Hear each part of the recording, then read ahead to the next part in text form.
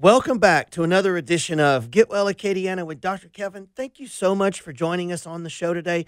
This is the show that's designed to change your life by improving your health for the future. I hope every week that this show is more than just something interesting to listen to on your Saturday morning. My purpose is to try to change your life and to change your health for the future. And every week, I hope to bring you the very latest in natural health care, in drug-free surgery solutions for some of today's worst health problems. And I've got a good one for you today. I'm here with my co-host, Brandon Como. Brandon, how are you today? I'm doing well. You know, we didn't get a chance to talk before the show started today, so I'm curious and interested in what you got planned for listeners. All right. Today I wanted to switch gears a little bit and talk about what I consider one of the main health concerns of our generation. And this is something that nobody's talking about and nobody even realizes that this is going on, but it is. And that is the alarming increase in the rates of autoimmune diseases. And for most people, when you say autoimmune disease, it seems like this rare thing that almost no one has. And most people don't even really know what that means or put a lot of thought into autoimmune diseases. But this is becoming increasing rates, and it's really alarming. So everyone knows that the top two killers are heart disease and cancer. And the reason that is, for example, with cancer is grouped into one big category. They don't break it down into bone cancer, skin cancer, and liver cancer like they do autoimmune diseases. Autoimmune diseases get broken into lupus and rheumatoid arthritis and MS. If you grouped autoimmune diseases into one big category like they do cancer, it would be by far the most popular disease. This is happening at an alarming rate, and it's not really talked about or understood a lot in America. People haven't caught on to this yet. But we're finding that many patients, even if they don't have a direct autoimmune disease like rheumatoid arthritis, we're finding now that they may have a secondary autoimmune component to them losing their health, and that's something that nobody is even looking at. But this is becoming a real problem. Is autoimmune diseases are something that we all need to pay attention to and understand what's happening here. And many of you listening may be developing an autoimmune disease right now, today, and you don't even know that this is happening. So if you have things like unusual digestive disturbances or skin problems or joint pain or maybe hair problems, like maybe your hair is getting thin or falling out, even things like tingling down your arms or legs can have a secondary autoimmune component to them. And especially all these allergies that are going on, very strong secondary autoimmune component to all of these people with all these allergy problems. And everybody with these allergy problems, understand that there's a connection there with the immune system or with autoimmune issues. Now, the connection between allergy problems and autoimmune problems are this. An allergy is an abnormal reaction. It's an abnormal immune system reaction to something outside your body, like that tree or that grass or that pollen. An autoimmune disease is an abnormal immune system reaction to something inside your body, like your thyroid gland or your colon cells or your cartilage in your joints. So there's a very strong connection between someone with a lot of allergy issues. It's not too far off for that to become also an autoimmune issue. So autoimmune diseases are one of the fastest growing epidemics in our country. There's now 188 known diseases classified as autoimmune, and that's growing every year. And you know, one more thing.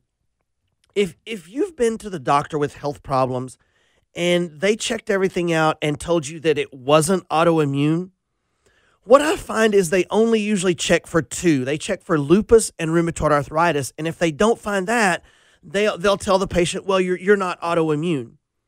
Well, hold on. There's 186 other ones. You know, there's 188 different autoimmune diseases, and they check two.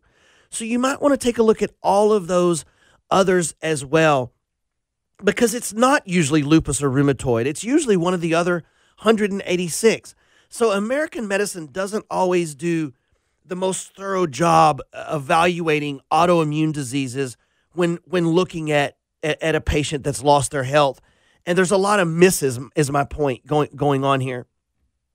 Now, what autoimmune disease literally means, autoimmune disease means the body is attacking itself. That means that your immune system's, your body's own killer white cells have decided that part of your body needs to be attacked and killed. So your immune system gets confused, and instead of thinking, I need to go kill that flu virus or I need to go kill that bacteria, instead it says, I need to kill this thyroid cell or I need to kill this cartilage cell, and the person gets either thyroid disease or rheumatoid arthritis, or I need to go kill that colon cell and the patient gets Crohn's disease, or I need to kill those nerve cells and the patient gets MS, and on and on. And you know, this is now happening at very alarming rates. Our bodies are attacking itself more and more. Our own defense mechanism, our own immune system is getting so confused that our immune systems can't even figure out what is us and what's not us anymore. And you know, many times when we look at a patient that's really sick and you can't figure it out, you know, the patient that's just never does feel right. They've had health problem after health problem after health problem, and the doctors are just putting out fires. You know, they put out one fire and the next disease pops up, and they put out that fire and something else pops up. Many times these are the patients that we find have these secondary autoimmune components. And so that's sort of where we start to begin the evaluation. And that secondary autoimmune problem has been missed in a lot of these cases. So even if you don't have a direct autoimmune disease, one of the 188 labeled autoimmune diseases, many other diseases have this secondary autoimmune component to them. You know, things like fibromyalgia and psoriasis and cancer and endometriosis. You know, many of these types of diseases will have a secondary autoimmune component to them. So we're going to get into why all this is happening today. And the truth is, it's never just one thing. You don't have just one malfunction in your body and end up with an autoimmune disease. The body doesn't work that way because we have backup systems. But the reality of it is, people have multiple things going wrong in their body and multiple malfunctions going on at the same time. And that's what it takes to develop an autoimmune problems. And that's happening because our bodies are literally dealing with more than ever before in the history of mankind.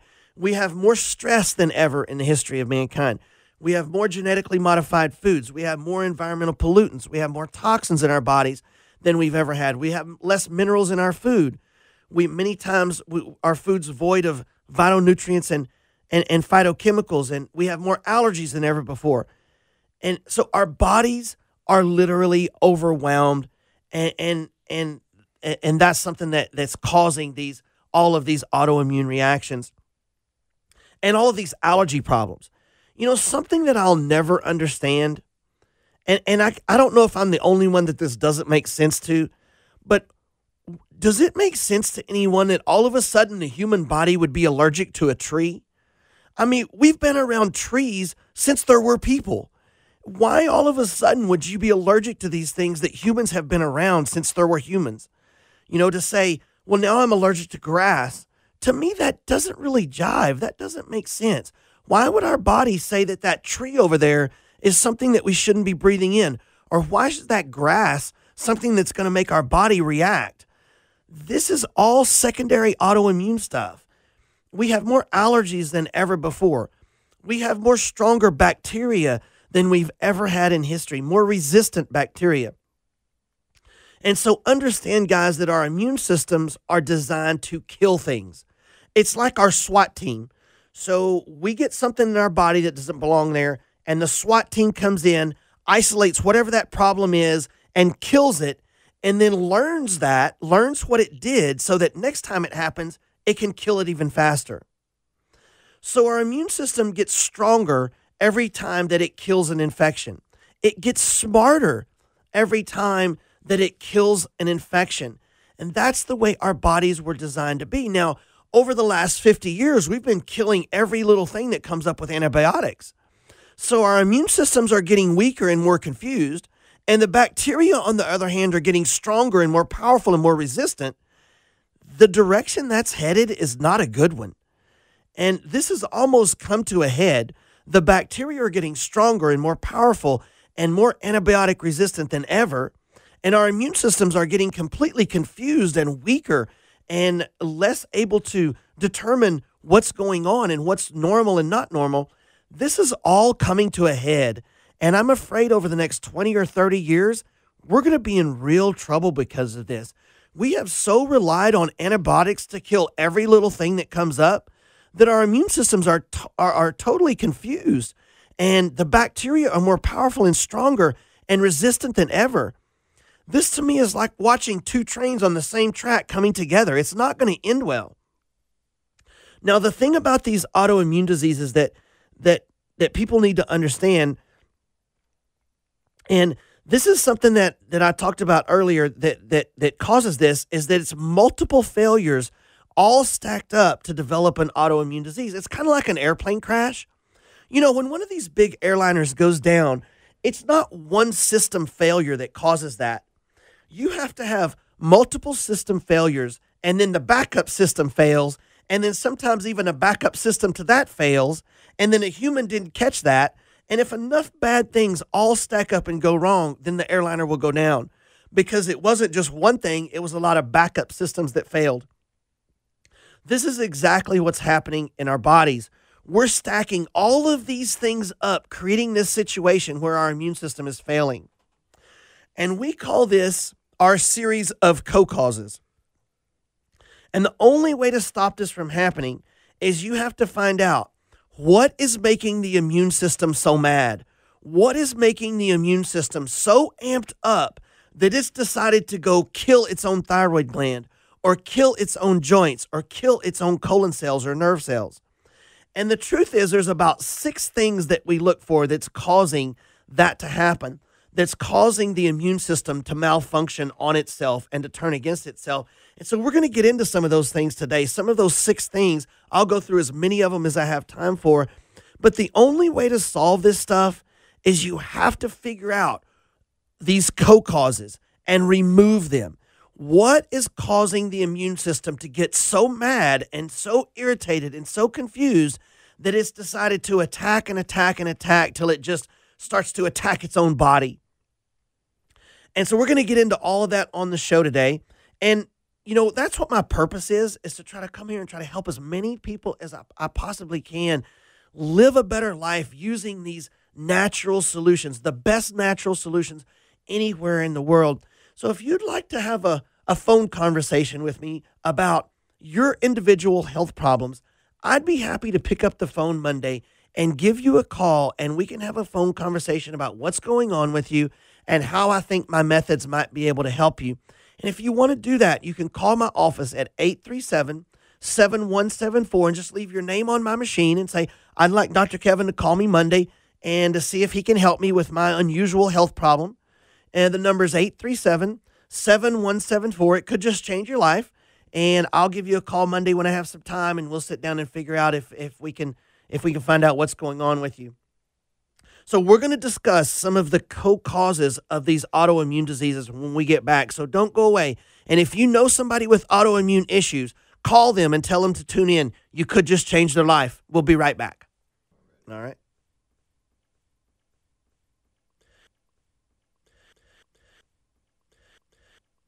Welcome back to Get Well Acadiana with Dr. Kevin. Thank you for joining us today. We're discussing what I consider to be the most overlooked health problem of our generation, and that is autoimmune diseases, meaning that our body is attacking and killing its own cells.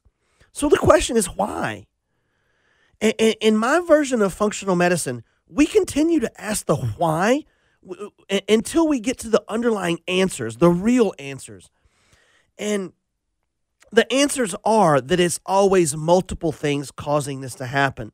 Now, if we just take Hashimoto's disease, for example, and what Hashimoto's disease means is that a person's thyroid gland has quit working. But the reason that it quit working is because the patient's body's own immune system is attacking and killing the thyroid gland.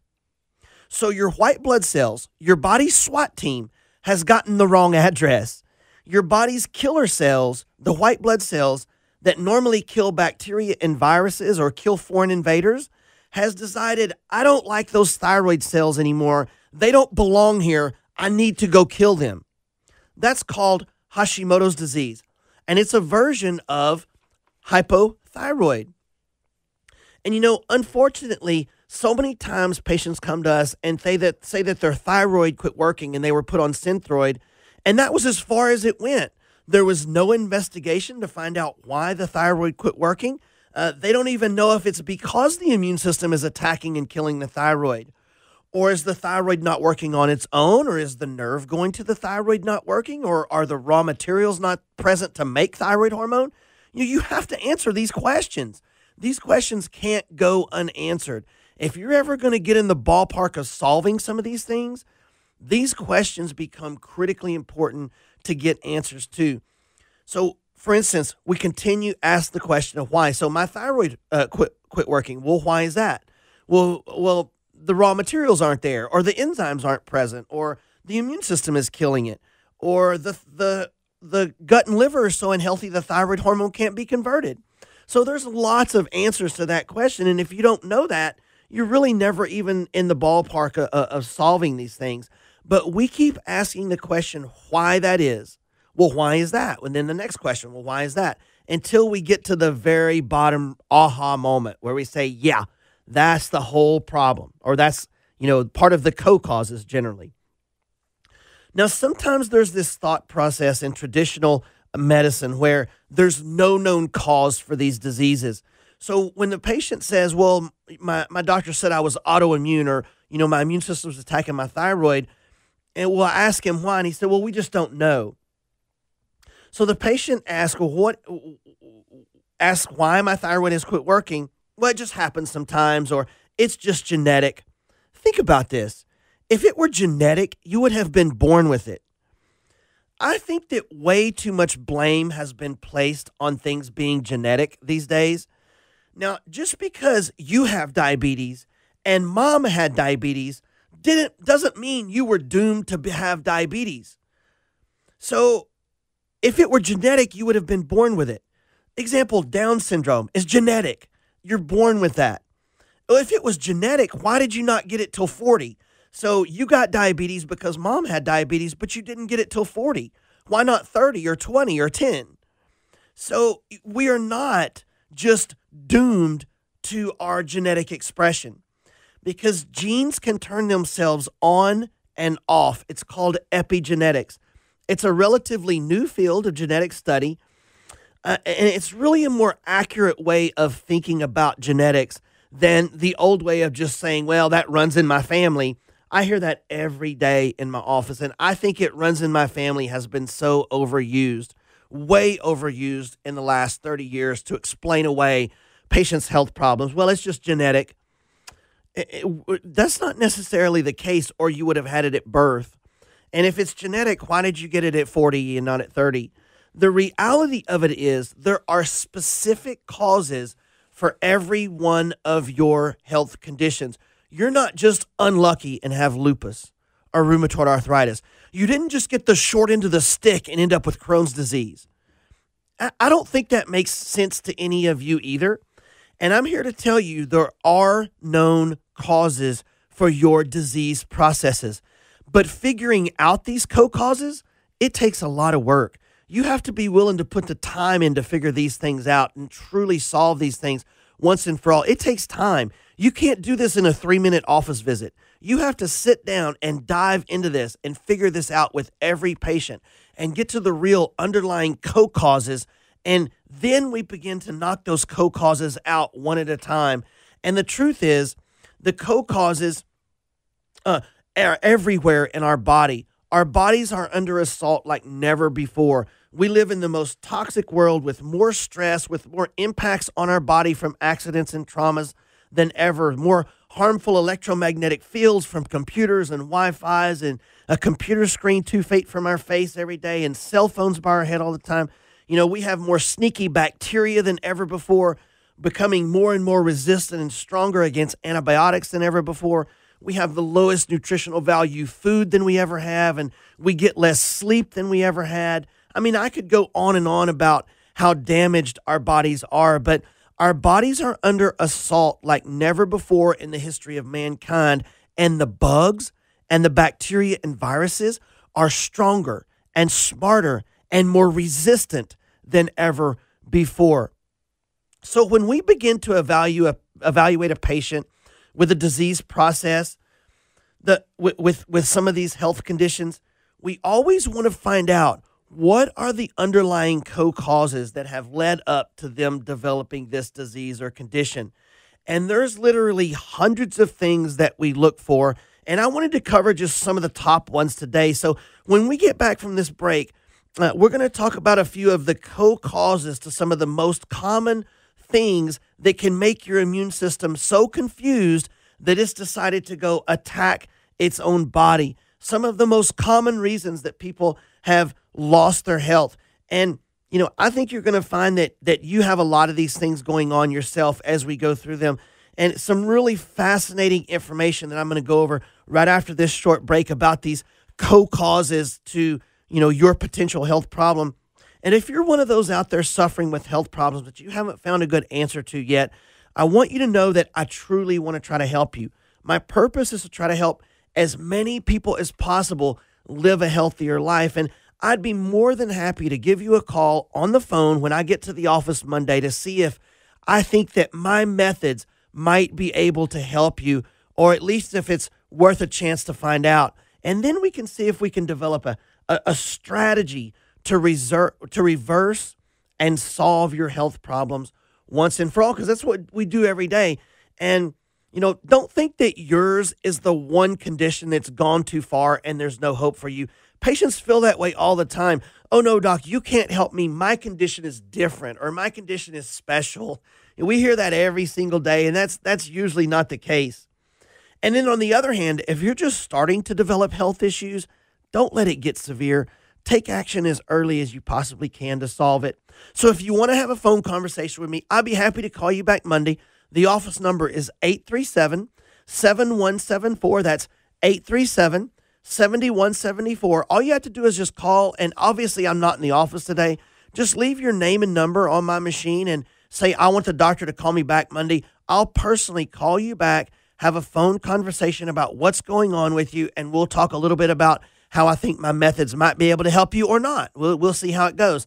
The number is 837-7174. Stay tuned. Some fascinating stuff right after this break.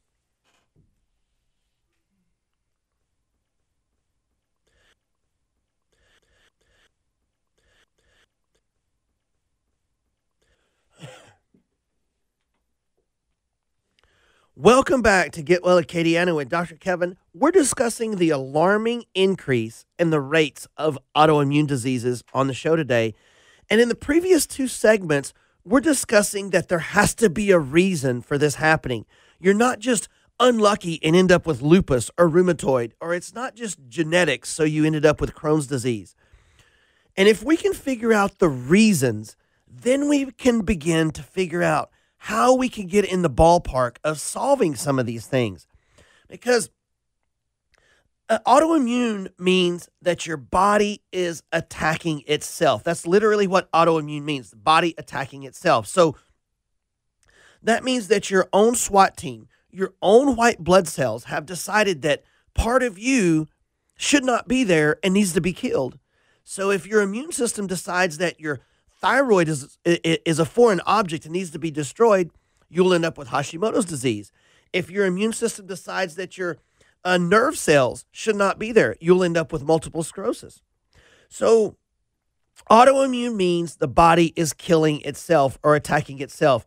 And the most commonly known autoimmune diseases are things like lupus, rheumatoid arthritis, Crohn's disease, Hashimoto's thyroid disease or Graves' disease, and multiple sclerosis. But there are several others that you probably have never heard of. There's 188 classified autoimmune diseases and growing.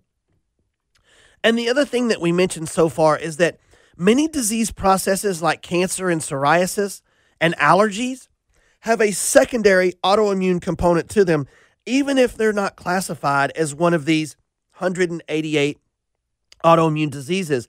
And, many times when I have the patient that comes in that just has never felt right, the person that's been kind of chronically sick with just different conditions and something new pops up all the time, and the doctors are just putting out fire after fire after fire with their health and nothing is ever being solved. Those are the patients that we strongly start to lean towards and look for a possibly secondary autoimmune component. And very often that's what we find. So patients with things like psoriasis or, some sort of a chronic allergy thing, we start to really lean towards, let's look to see if there's some kind of secondary autoimmune problem there. So now here's the question. What would make the body's immune system attack and kill another part of the body? Because until we answer that question, we're not even in the ballpark of figuring this thing out.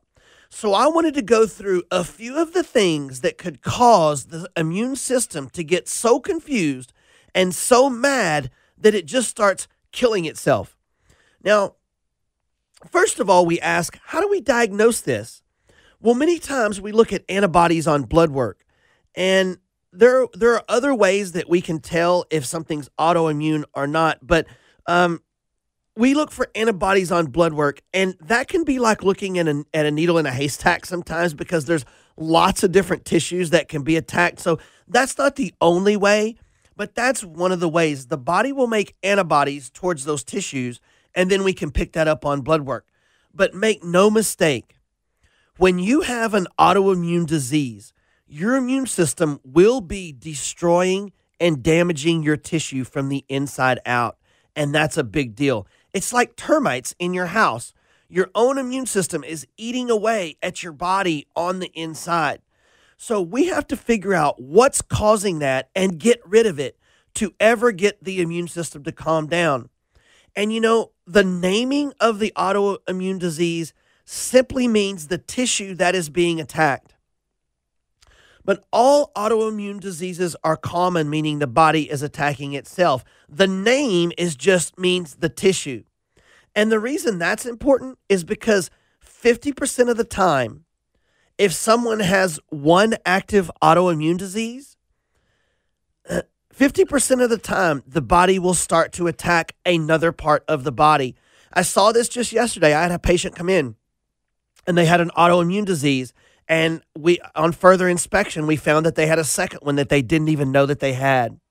So 50% of the time, the body will start to attack another tissue. So the truth is, you may have more than one autoimmune reaction going on in your body at the same time. And it's not a very big leap if your immune system is going to attack and kill your thyroid mistakenly for all of a sudden it start to attack and kill something else. Once your immune system gets that ramped up, it's not that big of a leap for it to start to just attack whatever it runs into. So, for example, let's take Hashimoto's thyroid, for example, and that means that the body's immune system is attacking and killing the thyroid. So that's called a thyroid disorder. But at the end of the day, it's not a thyroid disorder. It's an immune system disorder. So just to treat your thyroid is never even getting to the right body system. It's basically just covering up the symptom. Your thyroid is just the victim. It's like in a crime. If someone comes and mugs you and takes your purse or wallet, that's not your fault. That's the criminal's fault. So in Hashimoto's disease, your immune system is attacking and mugging your thyroid gland. Your thyroid is just the victim. That's not a thyroid disorder. That's an immune system disorder. So we're not even really getting to the right system of the body in order to solve these things. And if they do look at the immune system, they'll simply just give you immunosuppressant drugs. Now, this is the class of drugs that they use in organ transplants to shut down your immune system from attacking an organ. Like if I get a heart transplant, I need to shut down my immune reaction because my body's going to try to quote unquote reject that organ. But in something like an autoimmune disease, we need our immune system. We need our immune system to fight off things like colds and flus and pneumonias. That's why these patients end up dying from the flu or dying from pneumonia, is they've suppressed that part of their body. it would be much better just to figure out why it's overreacting and work on that. So let's get into some of the reasons why the immune system may be overreacting. And here's the bottom line. Something gets into your body that your immune system doesn't recognize. It's either, now listen to this, too big to kill, it's either an inanimate object, or it's in a place where your immune system can't get to it. And the immune system gets madder and madder, and something causes confusion and overreaction, and the immune system begins to run out of control and it can't stop. It's that simple. It's either too big to kill, it's an inanimate object, or it's in a place where your immune system can't get to it. It's really just that simple. So we have to identify what that is and get that out, because without removal of the source of what's driving the immune system to be so mad to begin with, the body will just simply never stop. Your immune cells are designed to kill things. And once they point at something and they say, that's what I need to kill, that's something that your immune system doesn't want to shut that down because it thinks it's protecting you, but it's not. So you have to find the source and get that out. Whatever's making the immune system so mad, and get it out of the body. And here's the basic culprits. It's either number 1, toxins, number 2, infections, number 3, food allergies, number 4, leaking gut, number 5, hormones, or number 6, genetics. And I'm going to give you some examples of what I mean by that list and go through each one of these, but really it's just that simple. So it's either toxins, infections, food allergies, leaky gut, hormones, or genetics. So like I said earlier, there's 6 things that we look at to see what's making the immune system so irritated. So I'll give you an example. The first one is toxins.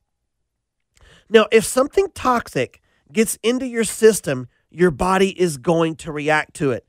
And unfortunately, we live in the most polluted world that we ever have, and it's getting worse. And by polluted, I mean the amount of toxins and chemicals that we're taking into our body every single day. The truth is that we're exposed to more toxic chemicals taken into our body from the time we wake up in the morning till we finish brushing our teeth and leave the house. We're exposed to more toxins in that short time than our ancestors were in an entire lifetime. Toxins are pretty much unavoidable. The average American now eats 14 pounds of toxins, chemicals, preservatives, pesticides, and other chemical-based products every single year. 14 pounds. So I'll give you a visual on that. You remember back when we were kids, the big box of Tide washing powder that had the handle on top? That's like 12 pounds. So imagine if you took a spoon and I brought this big box of washing powder Tide over to your house, and for each one of your family members, one for each kid, one for mom, one for dad. I said, I need you guys to take this spoon and eat this box of washing powder this year, and I'll bring you back another one year after year after year from the time you're born to the time of the age that you are right now. Now, if these toxins get trapped into your tissues, your immune system is going to try to get rid of those.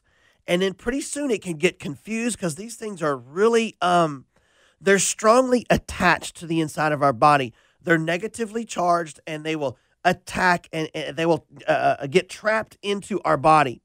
So your immune system tries to attack that and it gets confused and it tries harder and harder and will run rampant. So I'll give you a better example, a more specific example. Let's just take mercury. Let's say that a piece of mercury either breaks off from one of your dental fillings, which happens all the time, or you go out and eat sushi, which also happens all the time, or some other way that you get a piece of mercury in your body, could be from a flu shot or whatever, and this mercury gets lodged in your thyroid gland, which this happens all the time, by the way, and your immune system goes and tries to attack and kill that piece of mercury and get it out. You can't kill mercury. Mercury is an inanimate object. And remember, that was one of the 6 things. So it tries harder and harder and harder. And pretty soon the immune system says, well, let's just kill off this whole area. And it begins to attack the thyroid. This happens all the time. Lead is another one. Did you know that 20 out of the 33 major lipsticks that we tested contained lead, toxic levels of lead?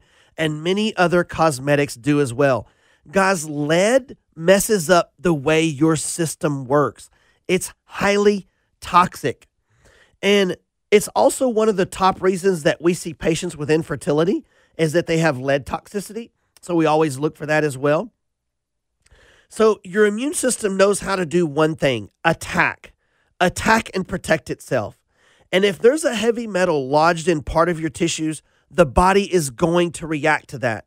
And we find toxic levels of heavy metals all the time in our patients. I've had 2 patients so far in the last 6 months that their mercury level was so high that when I sent their blood work off to the lab, their mercury level was so alarming that the lab had to legally call the Louisiana Department of Health and file a report. They legally had to. And there was investigators sent in to determine where this lead toxicity was coming from. And they thought maybe there was some kind of a plant leak at work or some sort of they wanted to look at the people's house to see if maybe there was some kind of toxic waste dump in the area. These people had no idea they had this. Their mercury was literally 5 or 6 times the normal amount that it should be.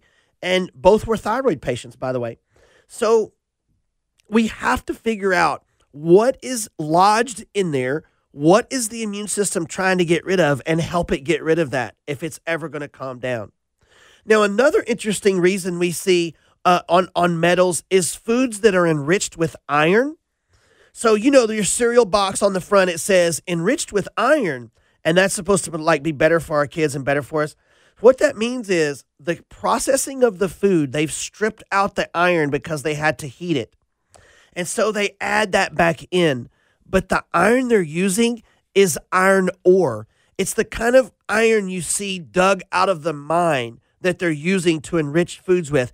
It's not the naturally occurring iron that your body can use to be healthy. This type of iron is very toxic to our bodies. So when you see that box of cereal that says enriched with iron, know that that type of iron is very likely not a good thing because it's the cheapest form of iron possible, and it's the kind that comes out of iron ore, and it's not naturally occurring in our body, and it's very toxic. It's not good for this. And we see this a lot. We see iron ore deposits in the brains of our patients with things like dementia and Parkinson's and MS and autism, several others. And so this iron ore is something that we always look at. And if you have these iron ore deposits in your brain, you have to get that out because the immune system is going to try to react to it. But, we find heavy metals all the time in the blood, and you'd be amazed at how many times we find this as being the cause of either an autoimmune reaction or some other type of health problem. But we have to begin the process of eliminating these things out of the body. You have to figure out what's making the immune system react and try to get rid of it as safely and effectively as possible. But by the way, you have to really know what you're doing this. Don't try to detoxify your own iron or your own mercury. You can make yourself really sick. So my disclaimer is don't try to do this by yourself because you have to really know what you're doing. If your mercury is one of these that's 4 or 5 times higher and you try to pull it out too fast, you can make yourself feel really bad. So it's something that you really want to do this under supervision. So the next thing that we're going to talk about on our list is stealth infections. And I tell you what, let me go ahead and cut to break first before I get into stealth infections because I want to make sure we have plenty of time to finish this because this is a fascinating topic. So I'll do stealth infections and a few others right after this short break. And, if you want to have a phone conversation with me about your individual health problem, just call my office and I'll call you back Monday and see if I think I can help you. And if I don't think I can help you, I won't waste your time. And obviously, I'm not in the office today. You can call my office at 837-7174 and just leave your name and number on the machine. And when I get to work Monday and I have some time, I'll give you a call. We'll sit down. We'll see if we can figure out a pathway in order to solve your health problems for good. And if I don't think you would be in the right place, I won't waste your time or money. The number's 837-7174. And we're going to do stealth infections right after this break, and you're going to be fascinated. So stay tuned.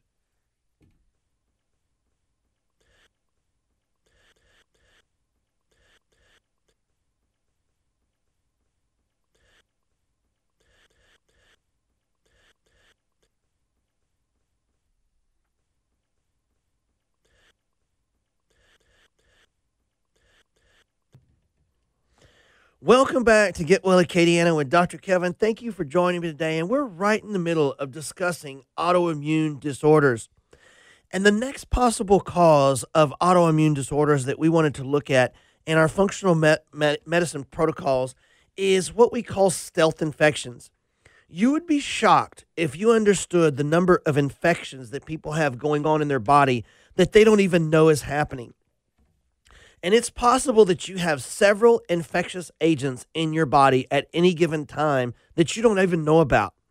Stealth infections means that you have a virus or a bacteria or some other infectious agent in your body that your system either, number one, doesn't recognize, or number two, is hidden in some place that your immune system can't get to.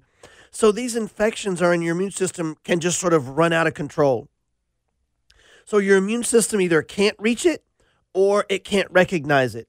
A great example of this would be root canals or complicated dental work. If I had to pick one area of interest that's the most common area for us to have infections or stealth infections in our body, it's dental work.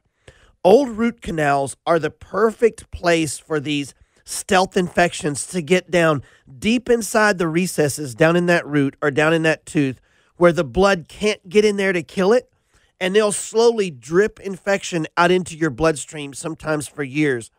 They get deep into the body where the immune system can't get to them, and they just slowly drip infection out into the bloodstream. And this can make your immune system matter and matter and matter, and pretty soon it just goes into chaos and starts to kill everything. And another type of stealth infection we look at is something called cell wall deficient bacteria. Cell wall deficient bacteria can create chaos in your body, and this is why. So the way your immune system recognizes a bacteria or a foreign invader is as your white blood cell bumps into that cell wall of that bacteria, there's receptor sites, and the white blood cell touches those receptor sites, those protein molecules on that foreign invader's cell wall, almost like a computer program, like it plugs in and reads it, and it says, oh, this is staph, or this is strep, or whatever it may be. And then it completely engulfs that foreign invader, wraps completely around it, and destroys it, and gets rid of it. So the white blood cell will completely surround and engulf this foreign invader so that none of it can get loose out in the body. Almost if I were going to break a glass, but I put it in a Ziploc bag first and then hit it with a hammer to break the glass, it would contain all of those shards. Now, antibiotics do a very different thing to kill bacteria. They kill bacteria more like a bullet. An antibiotic goes through and it splits through the bacteria and pieces of it go flying. So you don't get this containing of the bacteria that you do with our normal immune system, as if I were to hit that glass without the Ziploc bag with the hammer and break it, and the shards of glass would go everywhere. And sometimes the bacteria can be damaged enough that it loses its cell wall, but it's still viable, meaning that you have a bacteria roaming around your body without its cell wall. This is called cell wall deficient bacteria, and they can wreak havoc on your immune system because there's nothing for your immune system to plug into.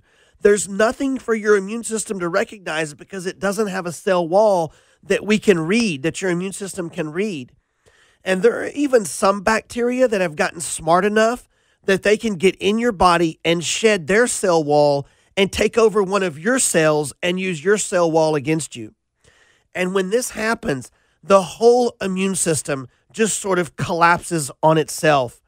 And at that point, you're not too far away from turning autoimmune. And you think, well, I haven't taken antibiotics for years. 80% of the antibiotics created are used in livestock and food supply, not in medicine. So unfortunately, you're probably taking antibiotics into your body every time you eat. If you've eaten meat in the last month, you've probably taken in antibiotics. And there hasn't really been a lot known about these cell wall deficient bacteria in the United States. This hasn't really caught on here yet. A lot of this research comes from German biological medicine, and so we look to a lot of their research from Germany and Switzerland. They're light years ahead of us whenever it comes to some of these new technologies for for autoimmune. And so we look a lot to some of these European countries. Germany and Switzerland really are light years ahead. And I didn't have a chance to get into leaky gut. When you have food getting into your bloodstream early before it's fully broken down, this is very alarming to your immune system. And I'll have to get into that a little bit more in a future show. I'm running out of time today, but if you and I've had this on other shows too, but if you have leaky gut syndrome, every time you're eating, it's alarming your immune system because that food is leaking into your bloodstream before it's fully broken down. So if you take a bite of chicken, that chicken should stay in your digestive tract until it turns all the way into digestible protein, which is called amino acids. If you have leaky gut syndrome, that chicken literally gets past that barrier and gets into your bloodstream as a piece of chicken, not as an amino acid. And when that happens, number one, that food never gets used as energy. And number two, your immune system has to go attack and destroy and kill and carry away those particles of chicken every time that you eat. So this is very irritating to your to your immune system. And that's something else that we look for. And I'll have time on a future show to dive into that in great deal. And I have some videos on leaky gut if you guys want to look that up as well so that we can, I can draw out exactly what that is for you. And listen, guys, you don't have to figure all this out for yourselves. I'm here to help you with this. If you've lost your help, I want you to understand that I'm here for you. If your health is something that you're concerned about, I want you to know that I will do whatever it takes to try to see how to help you. Whatever it's going to take, we will figure it out together. But you have to be willing to take action, to sit down with someone who's an expert and trying to figure out how to restore your health once and for all. So you have to take action to do something to make yourself better. And so I'm out of time today, but I hope I covered some of the basics about autoimmune disorders. And if you want to talk to us about ways that we think we might be able to restore your health, I would love to talk to you on the phone to see if I might be able to help you. All you have to do is call my office at 837-7174, and I'll call you back Monday when I get back to work. Just leave your name and number, and I won't waste your time. If I don't think I can help you, I'll tell you. But the number at Lafayette Broussard is 837-7174, and just leave your name and number on the machine. Now, if you're in the New Iberia area, their number is 367-2567. You can call Dr. Fontenot at that number. He'll call you back. I hope today you were able to learn the complicated nature of health problems. It's not good enough just to label it. You have to figure out why. You have to keep asking the question, why is this happening? What's causing that? Until we have that aha moment. Then we can get in the ballpark of trying to solve some of these things. And that's what our protocols are all about, figuring out the why. The number again was 837-7174. We'll have a little more on autoimmune in a future show. Thank you all for listening. Don't forget to like us on Facebook at the Bryant Wellness Institutes. Have a great weekend. We'll talk next week.